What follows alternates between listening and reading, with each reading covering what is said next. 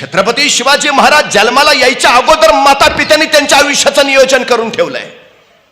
12 वर्षापर्यंत शहाजी राजांनी पिता म्हणून त्यांना जे शिक्षण द्यायचं होतं ते सगळं शिक्षण दिलं. युद्ध शिक्षण, प्रशिक्षण सगळं. शिवबाराजे 12 वर्षाचे झाले आणि या पती पत्नीनं प्रचंड मोठं समर्पण दिलं. स्वतःचा संसार बाजूला सारला आणि रयतेचा प्रपंच उभा करण्यासाठी एक विलक्षण निर्णय घेतला की मासाहेब जिजाऊनी शिवबाराजांना घ्यावं, महाराष्ट्रात जावं, महाराष्ट्रात शिवबाराजांनी राज्य उभा करावं. थोरले संभाजीराजे बेंगलोरात शहाजीराजांबरोबर राहतील आणि ते कर्नाटकचं राज्य विस्तारतील. उद्याच्या भविष्यात महाराष्ट्र आणि कर्नाटक असं विस्तीर्ण साम्राज्य उभा करायचं. 2 मुलांसाठी हे दोघं एकमेकांपासून वेगळे झाले. आई शिवबाराजांबरोबर आणि वडील संभाजीराजांबरोबर. 12 वर्षाचे आहेत, 12 वर्षाचे शिवबाराजे. जिजाऊ मासाहेबांबरोबर पुण्यात निघाले. आता आपल्या पुत्राला एका पित्यानं काय द्यावं? आमचा मुलगा जर सहलीला निघाला तर वडील काय सांगतात? नेट जा, नेट ये, फार वेळ थांबू नको, अंधार पडायच्यात घरी आहे. आई काय सांगते? एसटीत बसताना नीट बस, मधल्याच सीटवर बस. मुलगा म्हणतो का?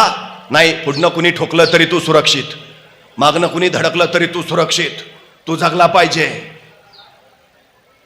जगण्याचा, जगवण्याचा विचार आहे, ही माया आहे. शहाजीराजांनी काय दिलं आपल्या पुत्राला?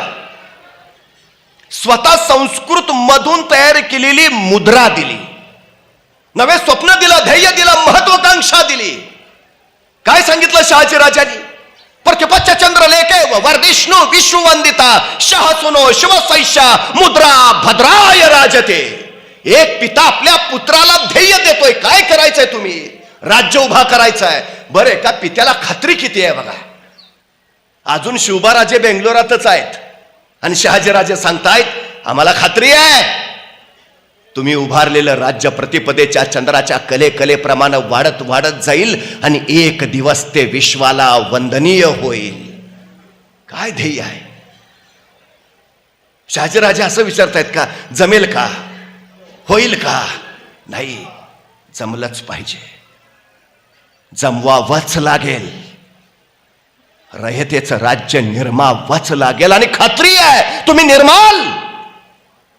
जिथं चुका काढायची संधी शोधली जाते ना तिथं इतिहास कधीच घडत नाही. जिथं कौतुक करायची संधी शोधली जाते तिथं इतिहास घडतो.